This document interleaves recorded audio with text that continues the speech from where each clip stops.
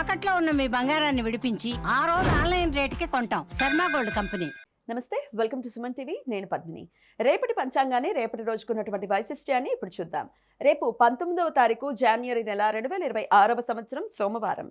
శ్రీ విశ్వావసునామ సంవత్సరం ఉత్తరాయణం, శిశిర ఋతువు. రేపు మాఘమాస శుక్లపక్ష పాడ్యమి తిథి రాత్రి 2:14 వరకు, తదుపరి విద్యా తిథి. ఉత్తరాషాఢ నక్షత్రం పగలు 11:52 వరకు, తదుపరి శ్రవణ నక్షత్రం. వజ్రయోగం రాత్రి 8:45 వరకు, తదుపరి సిద్ధి యోగం. కింస్తుగ్న కరణం మధ్యాహ్నం 1:50 వరకు, భవకరణం రాత్రి 2:14 వరకు, తదుపరి బాలవకరణం ఉంటాయి. సూర్యుడు మకర రాశి ఉత్తరాషాఢ నక్షత్రం 3వ పాదంలో రాత్రి 4:12 వరకు, తదుపరి ఉత్తరాషాఢ నక్షత్రం 4వ పాదంలో సంచరిస్తాడు. చంద్రుడు మకర రాశిలో సంచరిస్తాడు. నక్షత్ర వర్జం సాయంత్రం 4:04 నుండి 5:45 వరకు. అమృతకాలం తెల్లవారుజామున 5:02 నుండి ఉదయం 6:44 వరకు, మరలా రాత్రి 2:10 నుండి 3:51 వరకు. రేపు సూర్యోదయం ఉదయం 6:50 సూర్యాస్తమయం సాయంత్రం 6:04. చంద్రోదయం ఉదయం 7:12 చంద్రాస్తమయం సాయంత్రం 6:37. అభిజిత్ ముహూర్తం మధ్యాహ్నం 12:04 నుండి 12:49 వరకు. దుర్ముహూర్తం మధ్యాహ్నం 12:49 నుండి 1:34 వరకు, మరలా మధ్యాహ్నం 3:04 నుండి 3:49 వరకు. రాహుకాలం ఉదయం 8:14 నుండి 9:38 వరకు. గుళిక కాలం మధ్యాహ్నం 1:51 నుండి 3:16 వరకు. యమగండం ఉదయం 11:03 నుండి మధ్యాహ్నం 12:27 వరకు. రేపటి నుండి దక్షిణ భారతదేశంలో మాఘమాసం శుక్లపక్షం శిశిర ఋతువు ప్రారంభమవుతుంది. రేపటి నుండి శ్యామల నవరాత్రులు ప్రారంభమవుతాయి. వీటినే మాఘ గుప్త నవరాత్రులు అని పిలుస్తారు.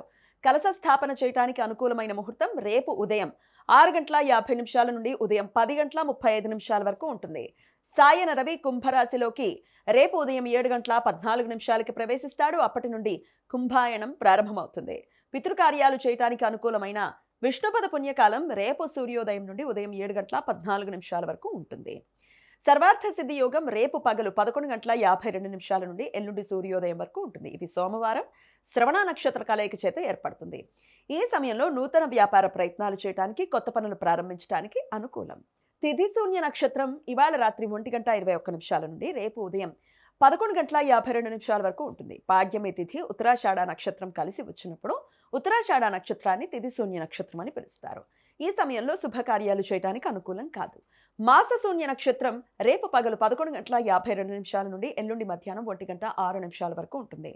మాఘమాసంలో వచ్చే మూల, శ్రవణ నక్షత్రాలను మాసశూన్య నక్షత్రాలు అని పిలుస్తారు. ఈ సమయంలో శుభకార్యాలు చేయడానికి అనుకూలం కాదు. ఏకార్గళ దోషం రేపు ఉదయం 11:52 నుండి రాత్రి 8:45 వరకు ఉంటుంది. వజ్రయోగం జరుగుతున్న సమయంలో రవిగ్రహం ఉత్తరాషాఢ నక్షత్రంలోనూ చంద్రుడు శ్రవణ నక్షత్రంలోనూ ఉన్నప్పుడు ఈ దోషం ఏర్పడుతుంది. ఈ దోష సమయంలో శుభకార్యాలు చేయడానికి అనుకూలం కాదు. రేపు ఇష్టి వైష్ణవులు అన్వాదానం రోజు ఉపవాసం ఉండి రేపు యజ్ఞం చేస్తారు. ఇక ఇప్పుడు రేపటి ద్వాదశ రాశులకి సంబంధించి దినఫలాల్ని ఇప్పుడు చూద్దాం. ముందుగా మేషరాశి. రేపు కీలక నిర్ణయాలు తీసుకునే ముందు ఆలోచన అవసరం. ఉద్యోగంలో బాధ్యతలు పెరుగుతాయి, కుటుంబ సహకారం లభిస్తుంది. వృషభ రాశి.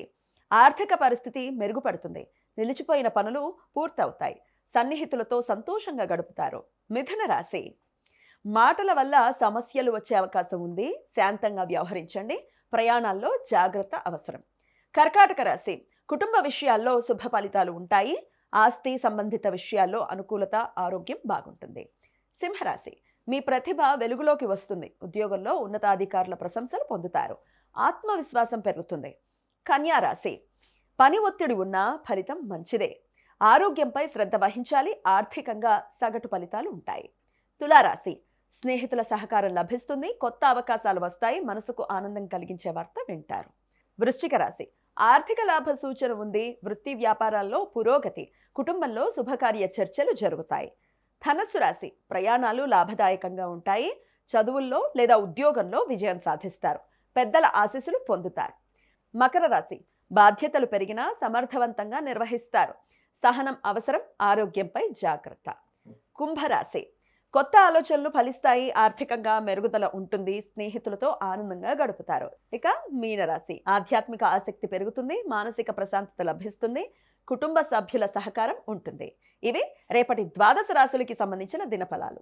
ఈ సమాచారాన్ని మనకు అందించిన వారు మేడికొండూరు విశ్వనాథ్ ప్రసాద్ గారు. ఆయనకు కృతజ్ఞతల్ని తెలియజేస్తూ నారాయణ స్మరణతో సమస్త సన్మంగళాని భవంతు. నమస్కారం.